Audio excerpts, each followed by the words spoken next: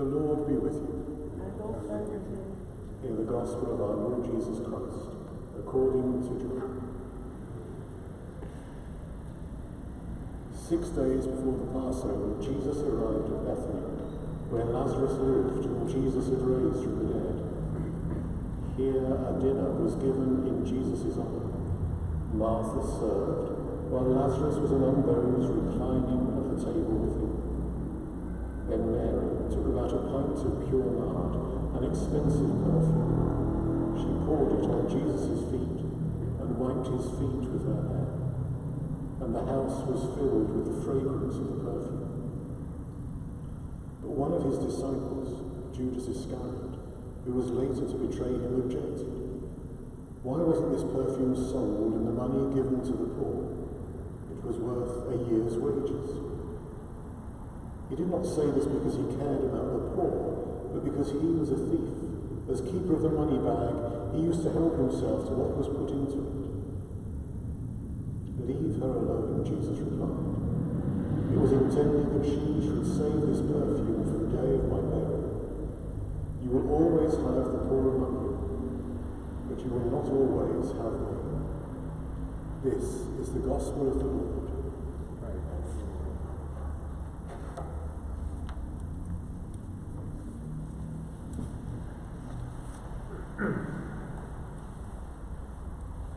I was listening to the words of the collect for today, and it struck me how much it reflected a true home. For it spoke of a number of things that happen in the home at Bethany. The home of Martha, Mary and Lazarus, the home which so often invited Jesus, their good friend, to be welcomed there, to share a meal with them, and to share their lives. The collect talks of learning, argument and hospitality. And over the last few weeks, as we've learnt to live more at home, we have discovered that that brings with it both joys, blessings, as well as frustrations, and sometimes some disagreements. We've learnt that as you grow closer to each other, so you learn to discover the things that you need to talk about, the things perhaps you need to explore. And the Gospels remind us of the depth of that relationship of Jesus with Martha, Mary and Lazarus, that through sharing in their hospitality, through being with them, they get to know each other so well that they are entirely open with each other, and they share their joys and their blessings, as well as their frustrations and their disagreements. Martha argues often with Jesus.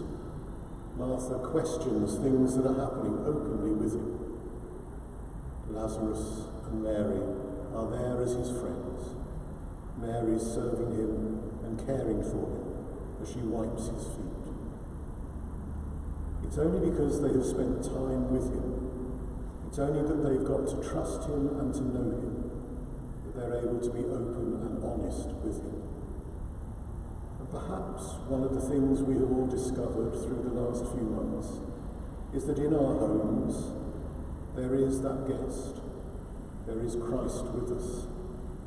And if we learn to spend time with him, if we can become more relaxed in his presence, then we're able to be open and honest also with him, and share with him our joys and our blessings, but also to raise with him our concerns and our questions, to be able to openly explore our faith and our understanding, confident that as our friend he will listen, and he will help us to resolve and to understand better his love for us and for the whole of creation.